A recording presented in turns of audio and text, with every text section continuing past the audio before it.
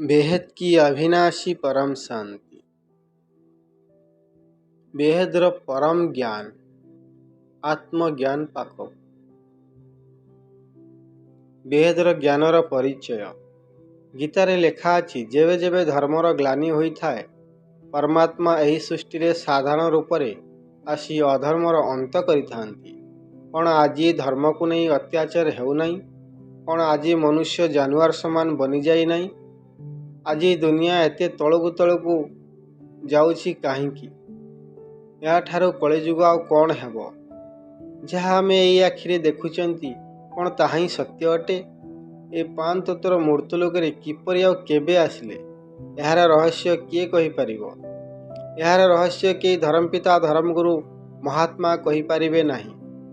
श्रीमद् भगवद गीतारे श्रीकृष्ण कहिछंती, मु ही साधु संत महात्मांकर उद्धार करिथाए।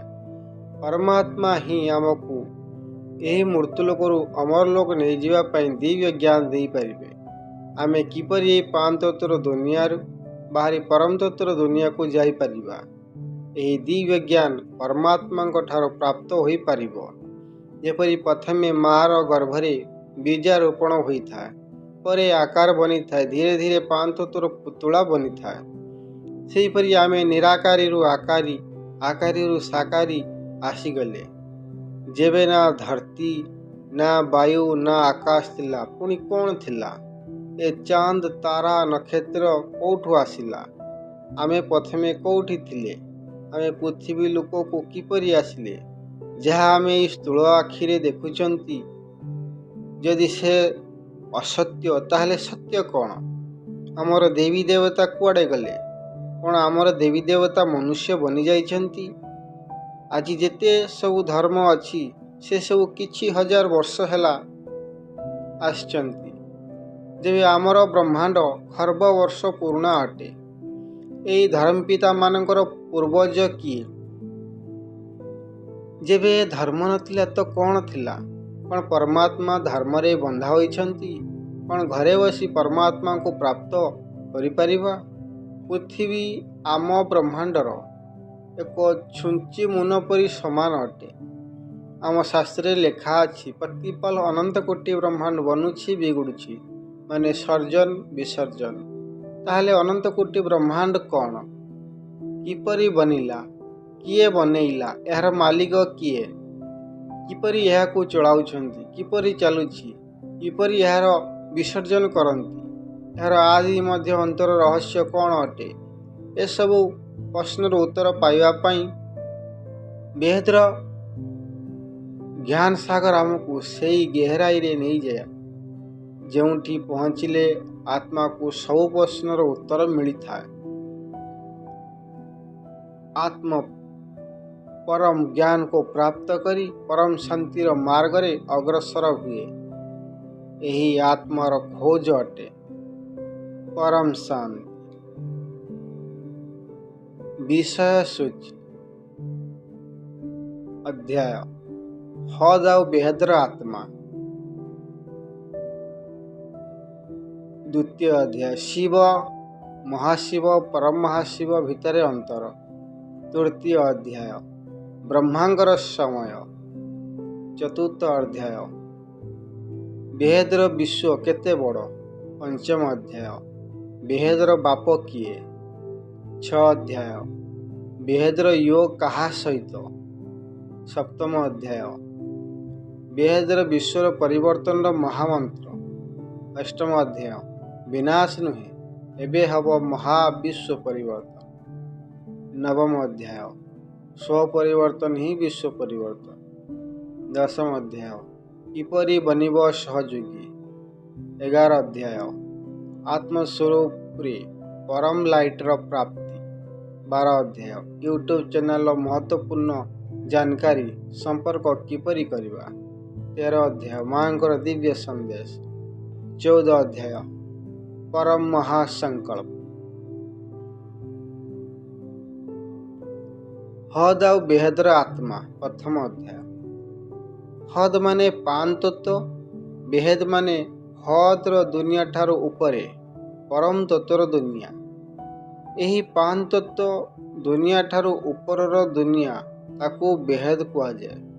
ଆତ୍ମାକୁ ତ ଆମେ ସମସ୍ତେ ଜାଣିଛନ୍ତି, ମାନୁଛନ୍ତି ବି। କ'ଣ ଆମେ ଆତ୍ମାର ମୂଳ ସ୍ୱରୂପରେ ପରିଚିତ ଅଟେ? ହଦ୍ ଆତ୍ମାର ସର୍ଜନ ତତ୍ତ୍ୱରେ ହୋଇଛି, ହେଲେ ବେହେଦର ଆତ୍ମାର ସର୍ଜନ ପରମ ଲାଇଟରେ ହୋଇଛି। ହଦର ଆତ୍ମା ଆଉ ବେହେଦର ଆତ୍ମା ଭିତରେ କୌଣସି ଫରକ ନାହିଁ। ଦୁଇ ଜଣ ଜ୍ଞାନ ଜାଣନ୍ତି ନାହିଁ ନା ସେମାନେ ପରମ ସତ୍ୟର ଜ୍ଞାନର ଖୋଜିବାରେ ବାହାରିଥାନ୍ତି। ସେମାନେ ତ ଏହି ମାୟାବୀ ଦୁନିଆରେ ମଗ୍ନ ରହିଥାନ୍ତି। ହେଲେ ବେହେଦର ଆତ୍ମା ପରମ ସତ୍ୟର ଜ୍ଞାନରେ ସବୁ ଜାଗା ବୁଲୁଥାନ୍ତି ଆଉ ତଲାସରେ ଥାନ୍ତି କି ସେ କିପରି ବିଶ୍ୱ କଲ୍ୟାଣରେ ନିଜର ସହଯୋଗ କରିପାରିବ। ହଦର ଆତ୍ମାର ସ୍ଥୂଳ ଶରୀର, ସୂକ୍ଷ୍ମ ଶରୀର, କାରଣ ଶରୀର ହୋଇଥାଏ, ହେଲେ ବେହେଦର ଆତ୍ମାର ସ୍ଥୂଳ ଶରୀର, ସୂକ୍ଷ୍ମ ଶରୀର, କାରଣ ଶରୀର, ମହାକାରଣ ଶରୀର, ପରମ ମହାକାରଣ ଶରୀର ହୋଇଥାଏ। ବେହେଦର ଆତ୍ମାରେ ବେହେଦର ଶକ୍ତି ଅଛି, ଯାହାକି ଅନେକ ଅନେକ ଆବରଣରେ ଦବିକି ଅଛି। ଏହି ଶକ୍ତିକୁ ଜଗାଇବା ପାଇଁ ଆତ୍ମାର ଶକ୍ତିକୁ ଜଗାଇବାକୁ ପଡ଼ିବ। ବେହେଦର ଆତ୍ମାରେ ବେହେଦର ପରମ ପ୍ରକାଶ ଅଛି, ଯାହାକି ଅର୍ବ ଖର୍ବ ସୂର୍ଯ୍ୟଠାରୁ ବି ଶକ୍ତିଶାଳୀ ଅଟେ। ଏହି ଶକ୍ତିକୁ ଜଗାଇବା ପାଇଁ ଏକମାତ୍ର ଉପାୟ ଆତ୍ମା ଏହିସବୁ ଆବରଣକୁ ହଟାଇ ନିଜର ମୂଳ ସ୍ୱରୂପକୁ ପ୍ରାପ୍ତ କରିବା ପାଇଁ ପୁରୁଷାର୍ଥ କରିବାକୁ ପଡ଼ିବ। ହଦ ଆତ୍ମାର ଆବରଣ ଆକାଶ, ବାୟୁ, ଅଗ୍ନି, ଜଳ ଓ ମାଟି। ବେହେଦର ଆତ୍ମାର ଆବରଣ ପରମ ଲାଇଟ, ପରମ ମହାତତ୍ଵ, ପରମ ତତ୍ଵ ମାନେ ଆକାଶ, ବାୟୁ, ଅଗ୍ନି, फिर स्थूल आकाश, स्थूल वायु, स्थूल अग्नि, फिर स्थूल जल, फिर स्थूल माटी। ଏବେ ପ୍ରଶ୍ନ ଅଛି କି ଆତ୍ମାରେ ପାୱାର କିପରି ଆସିବ? ସେଥିପାଇଁ ଗୀତାରେ ଶ୍ରୀକୃଷ୍ଣ କହିଛନ୍ତି, ହେ ଅର୍ଜୁନ, ତୁ ଦେହ ଆଉ ଦେହର ସର୍ବ ସମ୍ବନ୍ଧ ଭୁଲି ଆତ୍ମସ୍ୱରୂପ ବନ। ମୁଁ ପରମାତ୍ମା, ମୋତେ ଡାକ, ମୁଁ ତୋର ସବୁ ପାପ ବିନାଶ କରି ଶେଷରେ ଉଞ୍ଚା ଠାରୁ ଉଞ୍ଚା ପରମଧାମକୁ ନେଇଯିବି। ଗୀତାରେ ବି ନିରନ୍ତର କର୍ମଯୋଗୀର କଥା କୁହାଯାଇଛି। ଏହା ପାଇଁ ଆତ୍ମାକୁ ନିଜର ସ୍ୱରୂପ ଅଭ୍ୟାସ କରିବାକୁ ପଡ଼ିବ। ଆତ୍ମସ୍ୱରୂପର ଅଭ୍ୟାସରେ ହିଁ ଆତ୍ମା ଅନେକ ଅନେକ ଆବରଣକୁ ପାର କରି ପରମ ଲାଇଟକୁ ଯୋଗ ବଳରେ ପ୍ରାପ୍ତ କରିପାରିବ। ଆତ୍ମସ୍ୱରୂପରେ ସ୍ଥିତ ହୋଇ ବୁଦ୍ଧିରେ ଆମେ ସେହି ବେହେଦର ଅବିନାଶୀ ପରମଧାମକୁ ଯାଇ ବେହେଦର ପରମ ପିତାଙ୍କ ଠାରେ ପାୱାର ନେଇ ଆମେ ବେହେଦର ଶକ୍ତିକୁ ଜାଗ୍ରତ କରିପାରିବା।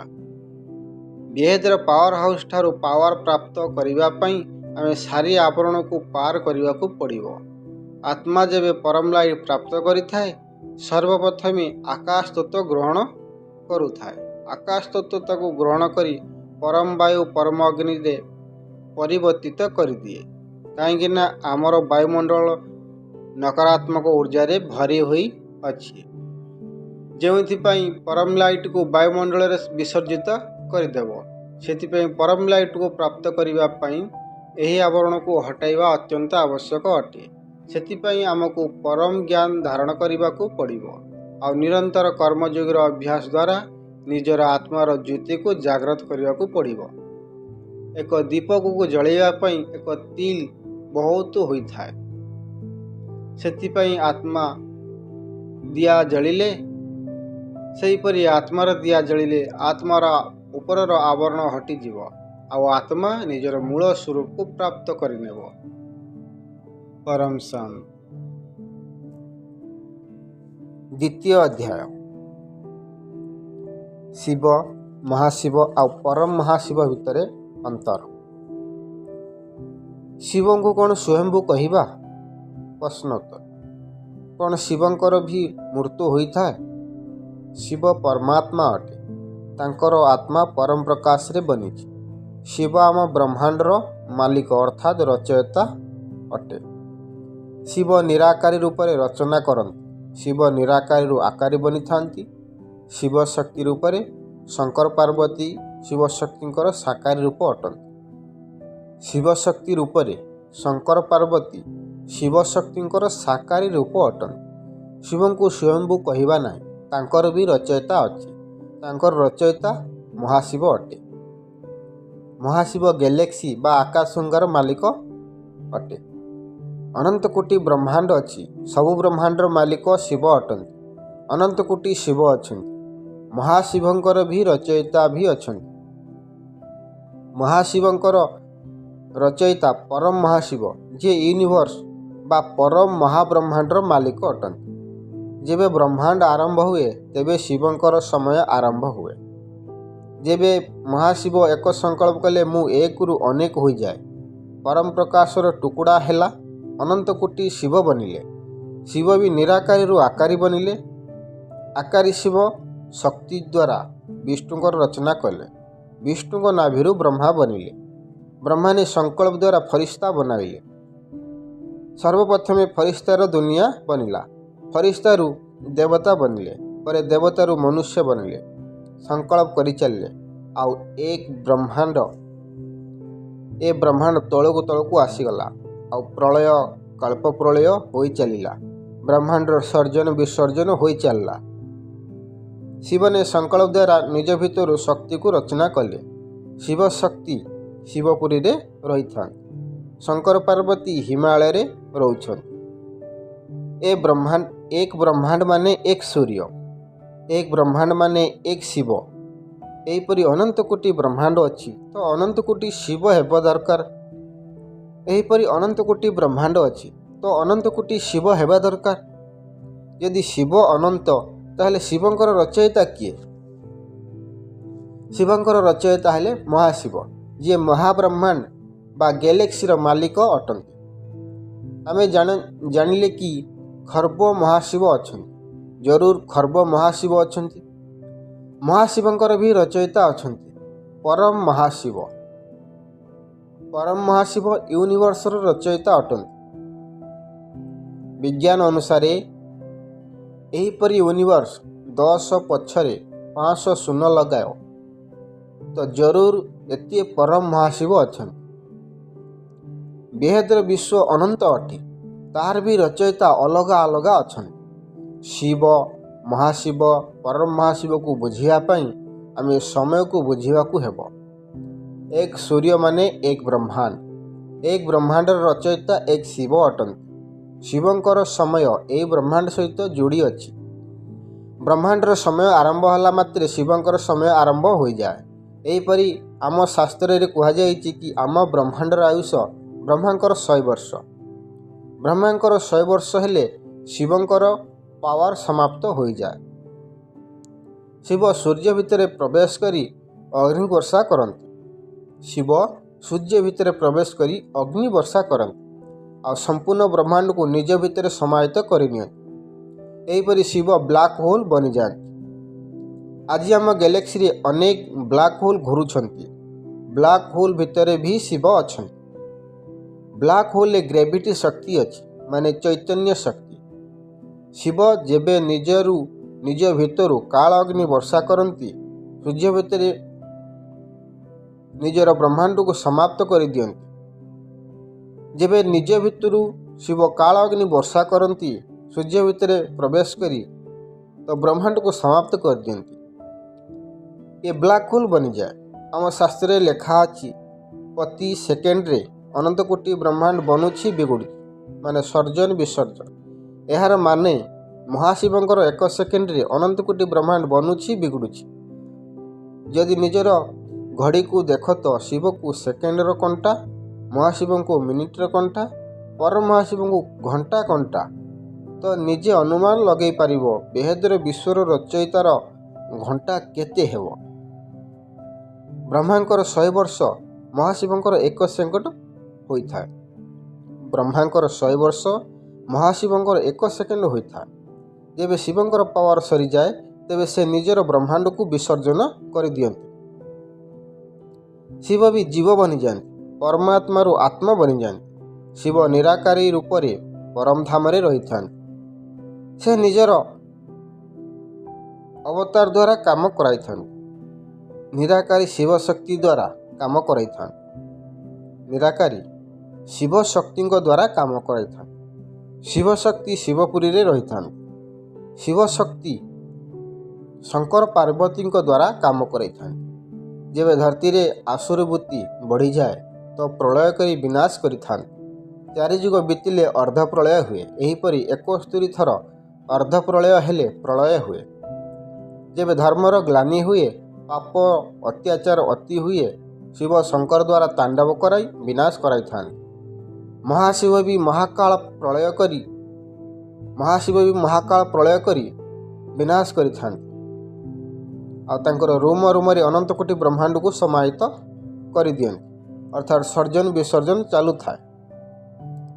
ଆଜି ଆମ ବ୍ରହ୍ମାଣ୍ଡର ପରିସ୍ଥିତି ଏପରିକି ଶିବନେ ଏ ବ୍ରହ୍ମାଣ୍ଡକୁ ବ୍ରହ୍ମାଙ୍କର 50 ବର୍ଷରେ ବନେଇଥିଲେ। ବ୍ରହ୍ମାଙ୍କର ପ୍ରଥମ ପରାଦ ସମାପ୍ତ ହୋଇସାରିଛି। ଯେବେ ଶିବଙ୍କର ପାୱାର ସମାପ୍ତ ହୋଇଯାଏ, ବ୍ରହ୍ମାଣ୍ଡର ବିସର୍ଜନ ହୋଇଥାଏ। ପରେ ଶିବ ମହାଶିବଙ୍କ ଠାରେ ପାୱାର ନେଇ ସର୍ଜନ କରିଥାନ୍ତି। ଯେବେ ଶିବ ସୃଷ୍ଟିର ରଚନା କରନ୍ତି, ମନ ବଚନ କର୍ମ ଦ୍ୱାରା କର୍ମବନ୍ଧନରେ ଆସିଥାନ୍ତି। ଶିବ ହୁଅନ୍ତୁ, ମହାଶିବ ହୁଅନ୍ତୁ, ପରମ ମହାଶିବ ହୁଅନ୍ତୁ, ଯେବେ ସଂକଳ୍ପ ଦ୍ୱାରା ସୃଷ୍ଟିର ରଚନା କରନ୍ତି ତ ତାଙ୍କୁ ବି କର୍ମବନ୍ଧନ ଲାଗିଥାଏ। ନିରାକାର ରୂପ ଶିବ ବି କର୍ମବନ୍ଧନରେ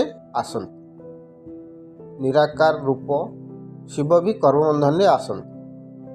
ଯେବେ ସେ ରଚନା କରନ୍ତି ତାଙ୍କର ପରମ ଲାଇଟ୍ କମ୍ ହୋଇଥାଏ। ନିରାକାର ଶିବଙ୍କର କାମ ବ୍ରହ୍ମାଣ୍ଡକୁ ନିୟନ୍ତ୍ରିତ କରିବା। ଶିବ ଶକ୍ତି ବ୍ରହ୍ମାଣ୍ଡ ଉପରେ ନଜର ରଖନ୍ତି। ଶଙ୍କର ଏକ ସାକାରୀ ଅବତାର ଅଟେ। ନିୟମରେ ଯିଏ ସର୍ଜନ କରିଥାଏ ସିଏ ହିଁ ବିସର୍ଜନ କରିପାରିବ, ମାନେ ମୁକ୍ତି ଦେଇପାରିବ। ଜ୍ଞାନ କହିଥାଏ ଯେ ଶିବ ଏହି ବ୍ରହ୍ମାଣ୍ଡକୁ ସମାପ୍ତ କରନ୍ତି। ମୁକ୍ତି ମୁଖ୍ୟ ହୋଇଥାଏ। ଜ୍ଞାନ ପରମ ପ୍ରକାଶ ଅଟେ। ଏହି ଆପଣଙ୍କୁ ସତ୍ୟର ଜ୍ଞାନ ଦେଇଥାଏ। ଆଜି ମନୁଷ୍ୟ ବୁଝେ କି କର୍ମ କାଣ୍ଡ କରିବା ଦ୍ୱାରା ମୁକ୍ତି ପ୍ରାପ୍ତ ହୋଇଥାଏ, ହେଲେ ଏପରି ନୁହଁ। ଶିବ ପରମାତ୍ମା ଅଟେ। ପରମାତ୍ମା ଫରିସ୍ତା ଆଉ ଦେବତା ବନାଇଲେ। ଫରିସ୍ତା ପରମ ତତ୍ତ୍ୱରେ, ଦେବତା 3 ତତ୍ତ୍ୱରେ। ମନୁଷ୍ୟ ଜୀବ ଆତ୍ମା ବନି ଯାଇଛି।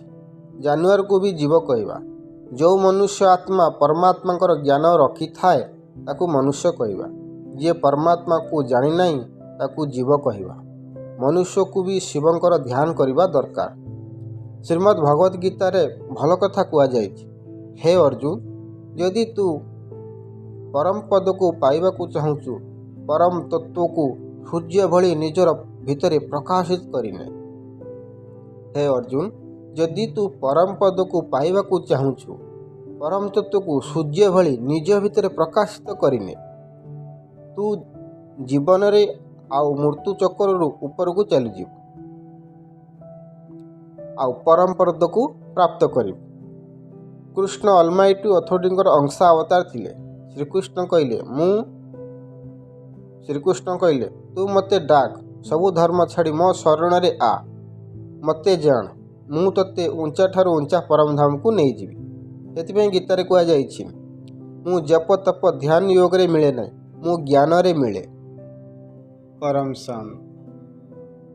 ତୃତୀୟ ଅଧ୍ୟାୟ, କାଳଚକ୍ର ଆଉ ବ୍ରହ୍ମାଙ୍କର ସମୟ। କଳିଯୁଗର ଆୟୁଷ 4,32,000 ବର୍ଷ। ଦ୍ୱାପର ଯୁଗର ଆୟୁଷ 8,64,000 ବର୍ଷ। ତୃତୀୟ ଯୁଗର ଆୟୁଷ 12,96,000 ବର୍ଷ। ସତ୍ୟ ଯୁଗର ଆୟୁଷ 17,28,000 ବର୍ଷ। ଏକ ଚତୁର୍ଯୁଗ ମାନେ 4 ଯୁଗର ମୋଟ ଆୟୁଷ 43,20,000 ବର୍ଷ। ଧରତୀରେ ଯେତେବେଳେ 4 ଯୁଗ ବିତିଯାଏ ମାନେ 43,20,000 ବର୍ଷ ବିତିଯାଏ, ଅର୍ଦ୍ଧ ପ୍ରଳୟ ହୋଇଥାଏ, ମାନେ କିଛି ଆତ୍ମା ମାନେ ବଞ୍ଚିଯାଆନ୍ତି। ଏହିପରି ଯେବେ 71 ଥର ଚତୁର୍ଯୁଗ ମାନେ 4 ଯୁଗ ବିତିଯାଏ, ଏକ ମନ୍ୱନ୍ତର କୁହାଯାଏ, ପ୍ରଳୟ ହୋଇଥାଏ। ଏପରି 14 ମନ୍ୱନ୍ତର ବିତିଲା ପରେ ଏକ କଳ୍ପ ପ୍ରଳୟ ହୋଇଥାଏ। 3 ଲୋକ ମାନେ ଭୂଲୋକ, ଭୁବଲୋକ, ସ୍ୱର୍ଗଲୋକ ସମାପ୍ତ ହୋଇଯାଏ। ଦେବତାମାନେ ଯେଉଁ ସ୍ୱର୍ଗଲୋକରେ ରୁହନ୍ତି ସେମାନଙ୍କର ଆୟୁଷ ବ୍ରହ୍ମାଙ୍କର 1 ଦିନ। 14 ମନ୍ୱନ୍ତର ମାନେ 1000 ଚତୁର୍ଯୁଗ ମାନେ 4 ଯୁଗ, ମାନେ ବ୍ରହ୍ମାଙ୍କର 1 ଦିନ ବି ହୋଇଥାଏ। ଏକ ଚତୁର୍ଯୁଗ ମାନେ ଅର୍ଦ୍ଧ ପ୍ରଳୟ। ଏପରି 71 ଚତୁର୍ଯୁଗ ମାନେ 1 ମନ୍ୱନ୍ତର କହିବା, ଆଉ 1000 ଚତୁର୍ଯୁଗ ବିତିଲେ ଏକ କଳ୍ପ ପ୍ରଳୟ କହିବା।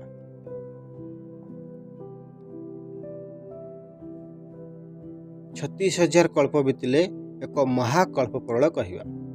ବ୍ରହ୍ମାଙ୍କର ସମୟ, ବ୍ରହ୍ମାଙ୍କର ଏକ ଦିନ କେତେ ନା 1000 ଚତୁର୍ଯୁଗ ମାନେ 4 ଯୁଗ ବିତିଯାଏ। 4 ଅରବ 32 କୋଟି ବର୍ଷ। ବ୍ରହ୍ମାଙ୍କର ଏକ ଦିନ ରାତି ମିଶି 8 ଅରବ 64 କୋଟି ବର୍ଷ। ବ୍ରହ୍ମାଙ୍କର ଏକ ମାସ 2 ଖରବ 59 ଅରବ 20 ଅରବ ବର୍ଷ। ବ୍ରହ୍ମାଙ୍କର 50 ବର୍ଷକୁ 1 ପରାଦ କୁହାଯାଏ, ମାନେ 1555 ଖରବ 20 ଅରବ ବର୍ଷ। ବ୍ରହ୍ମାଙ୍କର 100 ବର୍ଷକୁ ଦ୍ୱିତୀୟ ପରାଦ କୁହାଯାଏ, ମାନେ 3110 ଖରବ 40 କୋଟି ବର୍ଷ। ବ୍ରହ୍ମାଣ୍ଡର ଆୟୁଷ ବ୍ରହ୍ମାଙ୍କର 100 ବର୍ଷ ହୋଇଥାଏ। ବ୍ରହ୍ମାଙ୍କର 100 ବର୍ଷ ପୁରା ହୋଇଗଲେ ଶିବଙ୍କର ପାୱାର ସମାପ୍ତ ହୋଇଯାଏ। ଶିବ ସୂର୍ଯ୍ୟ ଭିତରେ ପ୍ରବେଶ କରି କାଳ ଅଗ୍ନି ବର୍ଷା କରି ସମ୍ପୂର୍ଣ୍ଣ 14 ଲୋକକୁ ନିଜ ଭିତରେ ସମାହିତ କରିଦିଅନ୍ତି, ମାନେ ପୁରୀ ବ୍ରହ୍ମାଣ୍ଡ ଶିବଙ୍କର ଭିତରେ ସମାହିତ ହୋଇଯାଏ। ଏହିପରି ବ୍ଲାକ୍ ହୋଲ୍ ବନିଯାଏ। ଶିବଙ୍କ ପାଖରେ ଦ୍ୱିତୀୟ ଥର ବ୍ରହ୍ମାଣ୍ଡ ରଚନା କରିବା ପାଇଁ ପାୱାର ନଥିବାରୁ ସେ ରଚନା କରନ୍ତି ନାହିଁ। ସେ ଗ୍ୟାଲେକ୍ସିର ଆକାଶଗଙ୍ଗାରେ ଘୂରି ବୁଲୁଥାନ୍ତି। ବିଜ୍ଞାନ କହୁଛି କି ଗ୍ୟାଲେକ୍ସିରେ ଅନେକ ବ୍ଲାକ୍ ହୋଲ୍ ହୋଇଯାଇଛି। ଏବେ ମହାଶିବ ଶିବଙ୍କୁ ପଠାଇ ଦିଅନ୍ତି ବ୍ରହ୍ମାଣ୍ଡ ରଚନା ପାଇଁ। ସେଥିପାଇଁ କୁହାଯାଇଛି ପ୍ରତି ସେକେଣ୍ଡରେ ଅନନ୍ତ କୋଟି ବ୍ରହ୍ମାଣ୍ଡ ବନୁଥାଏ ବିଗଡ଼ୁଥାଏ। କାହାର ପ୍ରତି ସେକେଣ୍ଡରେ? ମହାଶିବଙ୍କର ପ୍ରତି ସେକେଣ୍ଡରେ ଅନନ୍ତ କୋଟି ବ୍ରହ୍ମାଣ୍ଡ ବନିଥାଏ ବିଗିଡ଼ିଥାଏ। ଏହି ପ୍ରକାର ଉତ୍ପତ୍ତି ପ୍ରଳୟ ମହାପ୍ରଳୟର ଚକ୍ର ନିରନ୍ତର ଚାଲୁଥାଏ। ଏହାକୁ ମହାକାଳ ଚକ୍ର କୁହାଯାଏ। ବର୍ତ୍ତମାନ ସମୟ ହିନ୍ଦୁ କାଳଗଣନା ଅନୁସାରେ ବ୍ରହ୍ମାଙ୍କର ପ୍ରଥମ ପରାଦ ସମାପ୍ତ ହୋଇସାରିଛି, ଦ୍ୱିତୀୟ ପରାଦ ଚାଲିଛି। ଦ୍ୱିତୀୟ ପରାଦରେ ବ୍ରହ୍ମାଙ୍କର ପ୍ରଥମ ଦିନର 6 ମନ୍ୱନ୍ତର ବିତି ସାରିଛି, 7 ମନ୍ୱନ୍ତର ଚାଲିଛି। 7 ମନ୍ୱନ୍ତରରେ ବି 27 ଚତୁର୍ଯୁଗ ବିତି ସାରିଛି, 28 ଚତୁର୍ଯୁଗ ଚାଲିଛି। ସେଥିରେ ଶେଷ କଳିଯୁଗ ଚାଲିଛି। କଳିଯୁଗକୁ 5118 ବର୍ଷ ବିତିଗଲାଣି। ଶାସ୍ତ୍ର ଅନୁସାରେ କଳିଯୁଗ ଏବେ ବାକି ଅଛି। କଳିଯୁଗକୁ ପୁରା ହେବା ପାଇଁ ପାଖାପାଖି 4,26,882 ବର୍ଷ ବାକି ଅଛି। ଯଦି ଏକ କଳ୍ପ ଆଉ ବ୍ରହ୍ମାଣ୍ଡକୁ ପୁରା ହେବା ପାଇଁ ଖର୍ବ ବର୍ଷ ବାକି ଅଛି, ତ ଏବେ କେଉଁ ସମୟ ଚାଲିଛି? ଯଦି ଏକ କଳ୍ପ ବା ବ୍ରହ୍ମାଣ୍ଡକୁ ପୁରା ହେବା ପାଇଁ ଖର୍ବ ବର୍ଷ ବାକି ଅଛି, ତ ଏବେ କେଉଁ ସମୟ ଚାଲିଛି? କାହିଁକି ହିନ୍ଦୁ କାଳଗଣନା ଅନୁସାରେ ଏବେ କଳ୍କି ଅବତାର 1,00,000 ବର୍ଷ ବାକି ଅଛି। କାହିଁକି ହିନ୍ଦୁ କାଳଗଣନା ଅନୁସାରେ ଏବେ କଳ୍କି ଅବତାର 1,00,000 ବର୍ଷ ବାକି ଅଛି। ପ୍ରଶ୍ନ ଇଏ କି କ'ଣ ଈଶ୍ୱର ସମୟରେ ବନ୍ଧା ହୋଇଛନ୍ତି? କ'ଣ ସେ କାଳଚକ୍ରକୁ ବଦଳାଇ ପାରିବେ ନାହିଁ? କ'ଣ ଈଶ୍ୱର କିଛି କରିବେ ନାହିଁ? ଆଉ କ'ଣ ସମୟର ସମାପ୍ତି ହେବାର ଅପେକ୍ଷା କରିବେ? କ'ଣ ସେ କାଳଚକ୍ରକୁ ପୁରା ହେବା ପୂର୍ବରୁ ଗିରୋହୀ ସୃଷ୍ଟିକୁ ପରିବର୍ତ୍ତନ କରିପାରିବେ ନାହିଁ? ନା ଏପରି କିଛି ପ୍ରଶ୍ନ ଅଛି ଏତେ ଯାହାର ଉତ୍ତର କେବଳ ପରମ ପିତା ବାପୁଜୀ ଦେଇପାରିବେ। ପରମ ଶାନ୍ତ।